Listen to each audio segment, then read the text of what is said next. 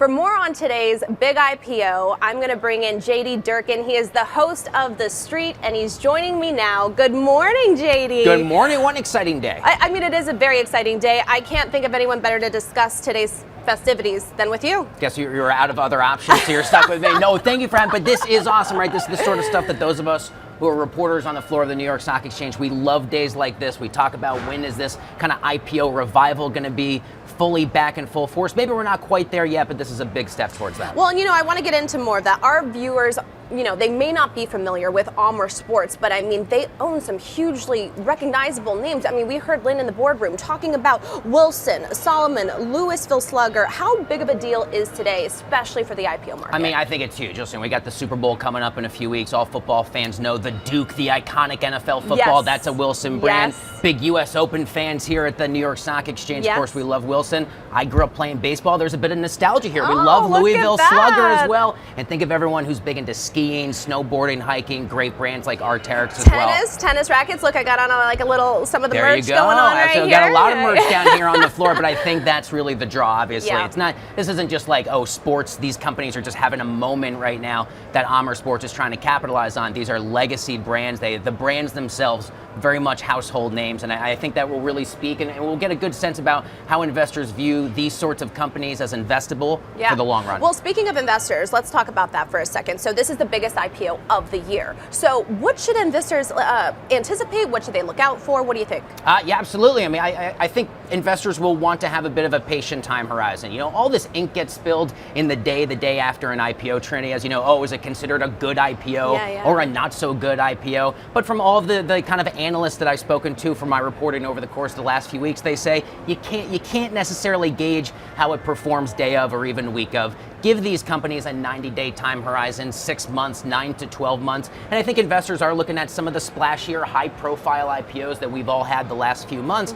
But listen, I think it's still a little bit of wait and see. There's a bit of bravery for these companies, I would argue, to dare to kind of dip their toes into the IPO pool, especially given back the pullback we've had the last few years. So I think investors will be patient. They'll look to see kind of how this performs in the long run. And that has been the story for a lot of the other high-profile names that you and I have covered, like Birkenstock just a few months ago. We have a lot of action here on the trading floor. In fact, we're getting images right now of Lynn Martin going down the elevators. At one point we had the quickest elevators in New York City. Fun fact. That's like a fun fact in the New York Stock Exchange? I mean, obviously it's not the case anymore, but that's an awesome shot, though, by the way. I think for viewers, like people who've never seen the inside of this amazing financial institution, to see kind of a little bit how the bells and whistles come together. I love that. Absolutely, and they're making their way down to the trading floor right now. We're going to get images of them signing the Distinguished Guest Book, which, I mean, as you said, we've had so many different entrepreneurs, thought leaders, celebrities who have walked through those doors signing their name in that Distinguished Guest Book. But let's get back to this IPO. Do the behaviors change when it comes to when the stock opens for a traditional IPO amongst the traders? Or what have you noticed through your reporting?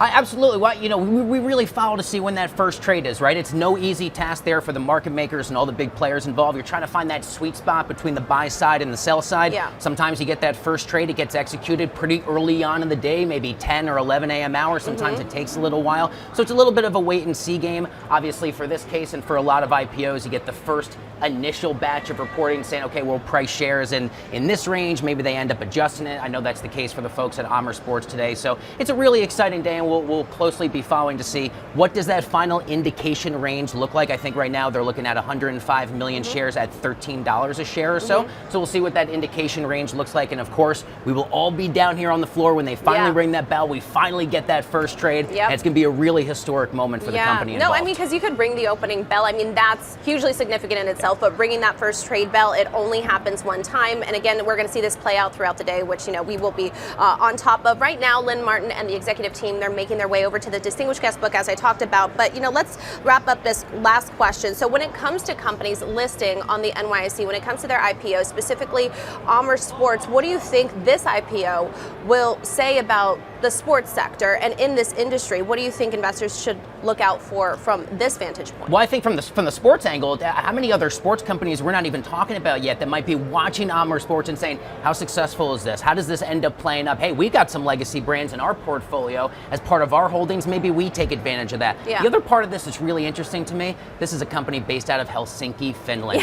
we had Birkenstock a few months ago. It's a company that calls Germany home. We followed the Amer IPO, which calls the UK home back in September. More and more we're seeing foreign operating companies saying, hey, we have our options in Europe, but we really like the liquidity, we like the energy in the United States. That's a really important trend that a lot of IPO observers told me as part of my reporting last week. It's an important trend, I think, to keep our eyes on as we roll forward in 2024. Well, now they're joining the long list of over 2,400 listed companies at the New York Stock Exchange. This speaks to our global reach as we have as this financial institution, you know, the iconic backbone behind the global epicenter of finance. Who doesn't want to come to the New York Stock Exchange, right? But you know that too, right? Everyone we know says, oh, wow, you work there. Oh, wow, you have insight to the trading floor. What an amazing day, I think, for this company and everyone involved. Well, thank you so much, JD, for joining me.